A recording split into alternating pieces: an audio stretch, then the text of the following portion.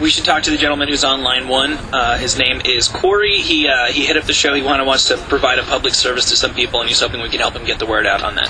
Hello, Corey. Hello, mate. How are you? I'm good, dude. How you doing? I'm doing very well. Hey, I've been in contact with Sully. I'm starting a non-profit organization to help out the families who have members over and family members over in Iraq and Afghanistan. Yeah.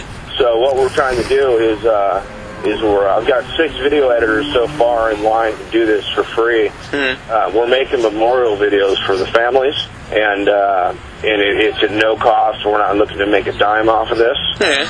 And so I just wanted to shoot out my email address. Yeah. And my PayPal account, maybe for donations, and any extra money that comes over goes to the children who lost a parent in Iraq or Afghanistan. Yeah. So, I was hoping that the show could support me on that. Yeah, of course I will. Somebody should put that in my fucking MySpace or put it up on my website so that... I can do that as well. I can put it up on my comment page, because a lot of people look at that. My email address is Corey, CoreySromero @gmail.com. And then my PayPal is the same. It's just Corey S. Romero at PayPal. So far, I've got the Marine Corps involved. I've got another interview with the local country radio station here in town who has a lot of involvement with the Marine Corps. And these are for the troops. These are people that have lost loved ones. Exactly. And you're gonna make a movie. We're making memorial videos for the families.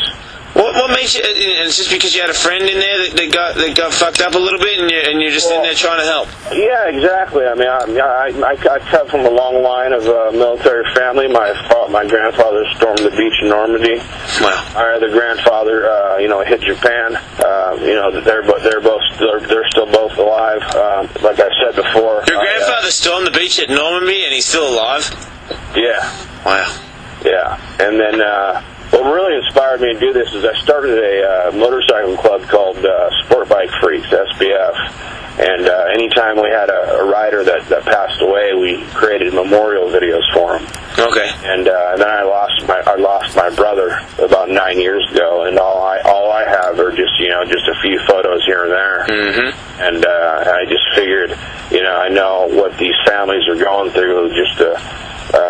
Have their loved ones over in Iraq and Afghanistan, but to get a knock on the door, I just couldn't imagine what they go through. So I'm just trying to return the favor to the families that have loved ones over overseas.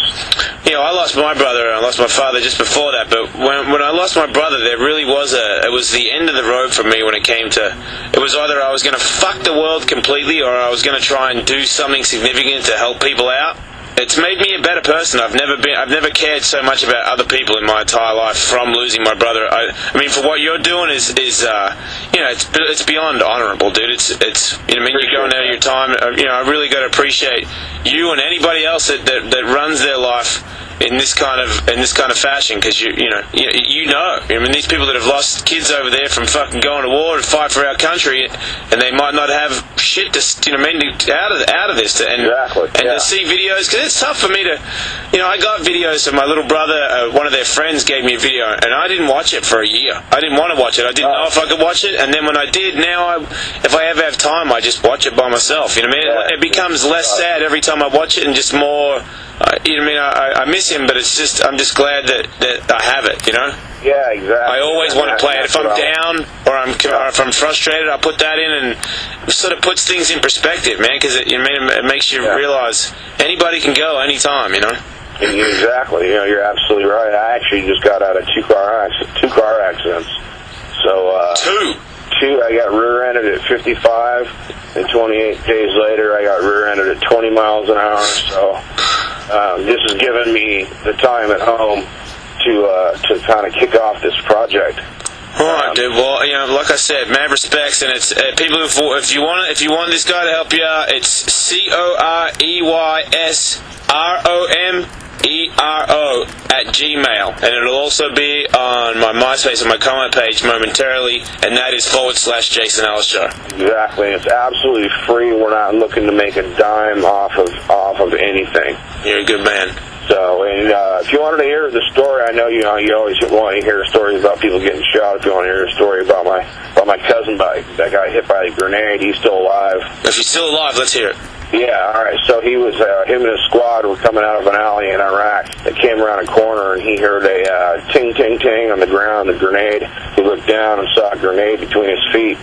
And between his legs? Between his legs, and he said he just heard a flash, knocked him on the ground. Did he get his balls blown off? No, actually he had 100 pieces of scrap metal from his waist down. Yeah. The largest piece was an inch that went through his thigh. So it almost would have hit one of the main arteries there. Yeah, exactly. But it didn't. But luckily, it wasn't like the grenades we use now. It was an older grenade from probably came out of Afghanistan, an older Russian grenade. Hey. But he woke up and he was receiving AK-47 fire all around him. He heard rounds hitting next to his head, everything else. And next thing you know, he's being dragged back into the alley. But he healed up back in Iraq, went back out with his squad, and then his daughter became really sick, so he flew home to the States for 2 years. And she all right? Now he's good. Yeah, no, she's doing great now. I mean, that story right there. I mean, it's you can tell it lightly, but if anybody. He basically just recovered from that. I'm just saying, but like mentally, even like if you recover physically from it, at one point it's so hard. It would only be for a second, and it would have seemed like less than a second for him. But for a grenade to like roll between your legs and then for it to go off, so you're out. So like even when you're out, when a flash like that, like a grenade between my legs. For one, I'm like, fuck, my dick is going to come off right now. I will never see my cock again. That one's gonna freak me out enough as it is. Not to mention I'm out, so out really is death. Yeah. When a grenade goes up between your legs, you're thinking you're dead. Especially and then you wake up, gunfire happening. and then you wake up and there's gunfire, and people are like, do you realize what people are doing over there? Like they're over there with grenades rolling between their fucking legs, getting their dicks blown off, and then potentially dying, and there's shrapnel in their fucking artery. Like it's the craziest thing ever, and it's so. I couldn't imagine it myself. I can't. Yeah. I mean, sometimes I get pissed off because I don't even know what I get pissed off about sometimes, but it's because it's so not fucking validated when it compares to the other day a grenade went off between my legs. And then the dude goes back. He goes back out, yeah. And he's there now. He's getting shipped out in June. I thought I was a man because I trained for a boxing fight. Fucking pansy. His name is Chris Romero. He's my cousin. He's a great guy. I don't want to sound gay, but does his dick work?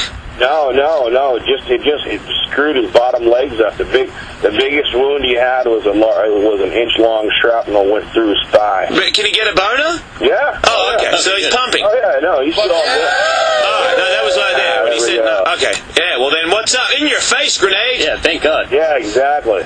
Good stuff. All right, thanks for the call, dude, and thanks for being such an honorable man. Hey, thanks, Future. I really appreciate your show, and you're on your way to the top, bud. Looking forward to it. I'll see you there, Crack. Later. Thanks. Bye. I like that guy. It's amazing that guy's out there. How's that story? He tells stories sometimes, and it goes in one ear out the other. It just depends on how my brain works. But like, you're in the heat of battle, and ding, ding, ding, and you look down. There's a fucking grenade, and then it goes off. Yeah. So like before you, because you have that 1 second to think about it. Like, okay, what's happening? It's so I can't even relate to that. Like I've had some near-death experiences, but they were all sort of. It was like, oh, I'm gonna get knocked out, and I'm gonna maybe I can break my ribs, and I can have internal bleeding, and if I don't get to a hospital, I'll die. But still, they do. They're doing it for the country, man. They're potentially gonna. Think about it if it could potentially happen again. You think you're going back to get revenge on the guy who like blew your legs up? I wonder if they think that. Yeah. You ain't gonna find that guy, but maybe you find his buddy / his team. I guess you get one that's the same team, isn't it? Crazy shit, man.